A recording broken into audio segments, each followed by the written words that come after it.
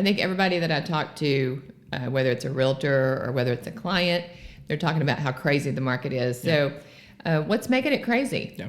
So I think what's making it crazy right now is that our margin for error has gotten so much smaller. Mm-hmm. So what I mean by that is in the previous market, these outlier crazy 2021, 2020, even first half of 2022. Sure. There was lots of room for error. Yeah. You didn't have to worry so much about pricing it exactly right. You didn't have to have the very best of all the offers to win, right? Yeah, sure. So there was that too. So everything, there was a lot more margin for error. So our margin for error has gone away. Right. I mean, that's what market we have now. Yeah, totally. And the reason for that is we're seeing it. The market's just so spotty. Yeah. You've got one neighborhood. For example, I just ran Enchanted Lake Estates in Arlington. Yeah.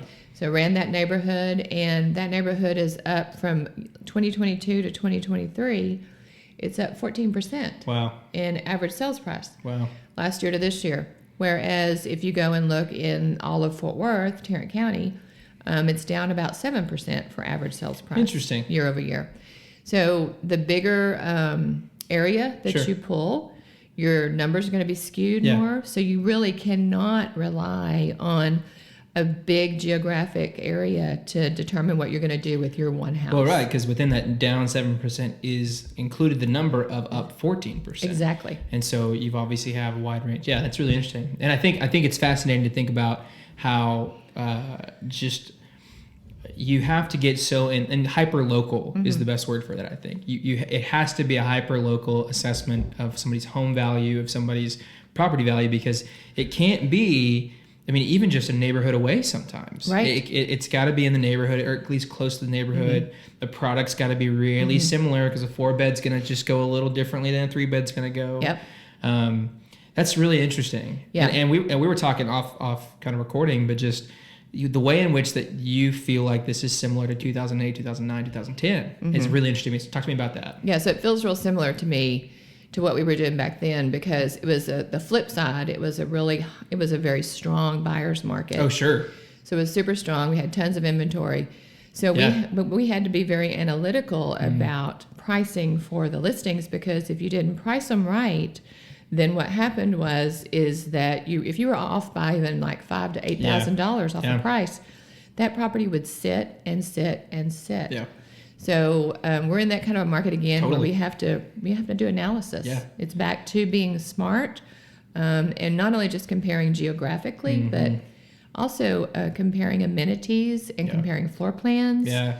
Comparing location within a neighborhood. Well, and remodels too, I feel like. Absolutely. Like if a bathroom was remodeled on this one, and then the other room had a living room that was remodeled. Right. That bathroom one's going a lot quicker than that in the living room, and it's just so interesting to feel that. But the prices don't always reflect that. Yeah. That living room tried to price itself right at that bathroom remodel, and it's enough where it'll sit longer, because it's not happening. Absolutely.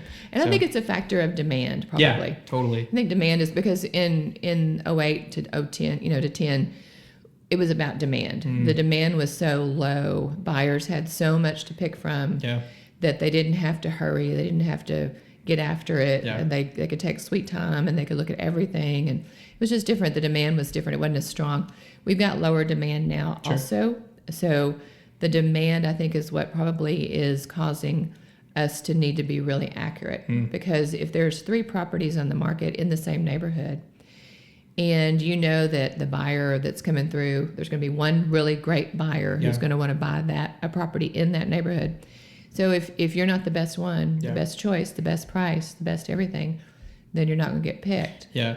Well, and you have a great line I've always loved. It's especially in markets like this, you have to do a competitive market analysis versus a comparative market analysis. And so instead of comparing yourself to the properties around you like you used to in 2021, 2022, you had to do that.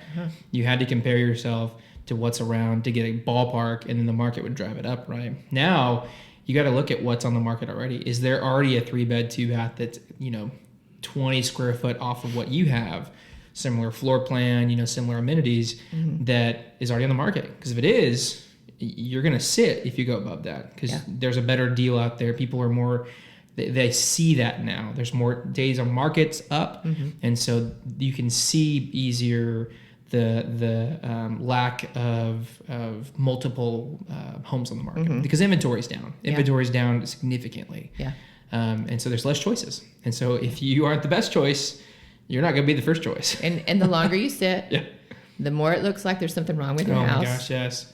If you go under contract first and then you have to come back on the market, there's so much psychological perception. Yep. And when you think about it, like in the deal, the seller has less opportunities to get out of the contract than the buyer does. Right. And so it's like it was probably something on the buyer side, but that poor seller and that listing agent looks different when it comes back on the market after being pending, after being under contract. What's wrong with it? It's like it's probably just the financing. That's what it is more times than not, I feel like. Or just change the mind, right? Right. Yeah. It's something Buyer happened. remorse. Yeah.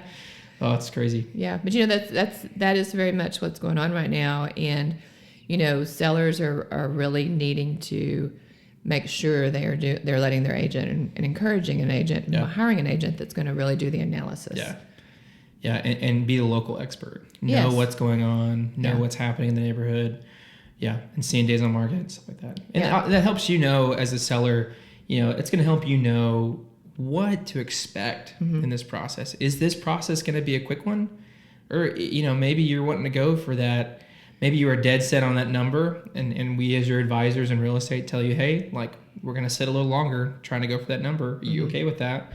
You say yes, somebody like us can help us frame your understanding of what this process is going to look like. If you're wanting smooth, if you're wanting quick, I had this, oh my God, if you want it done quick, you can have one of the three: quick, fast, and cheap. You can't ever have all three. Right. So if you want quick and fast, it's not going to be cheap. Yeah. If you want fast and quick, if you anyways, you get the idea.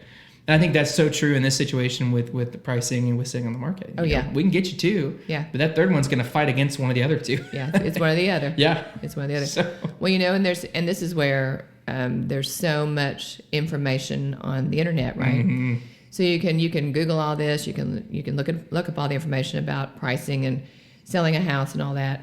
The issue that you need is a local expert who can put it into context. Yeah. So, if you want quick or you want a high price, are you going to be able to price it at your number and get 60 days or 90 days? Quick. Yeah. A local expert can tell you this isn't going to happen, or you can expect this, or this is the norm. You need the norms. Yeah. And so it's really hard on the internet to find the norms and then know how much variance you want to go outside of those norms. Yeah, absolutely. Mm-hmm. That's a big deal. So we're seeing, because of that, we are seeing in this market a lot more FHA loans on properties. We didn't see any of those in the last 2 years. Yeah, because they wouldn't get picked. They would, it was competitive. What I'd point out real quick is that this conversation can easily lead down the rabbit hole of, okay, foreclosures are going to start being on the rise. Right. The crash is coming, 2008, 2009. It's happening again, right? A lot of things we've touched on, we're comparing it to that market, right? So I think a lot of people can quickly jump to, the crash is coming. 7%, home prices are down. What the heck? Are we going 20? Are we going 30? Just as an aside, first off, if you are somebody who firmly believes the crash is coming, I'd love to sit down and have coffee with you. Yeah. I would love to hear your perspective of what's going on. I don't see it that way at all. From everything that I read and everything that I see, I think it's 60% of homeowners own their home out. 40%, 40% of homeowners own their property outright. Yeah. No loan on it, no mortgage on it. So it's just tax they're dealing with, right? Mm-hmm. That's of course an issue, especially in this area. Taxes are on the rise. On top of that, I think it's out of that remaining 60%. I want to say, I can't remember the exact number. I apologize I'll get the statistics so I can be better about this next time.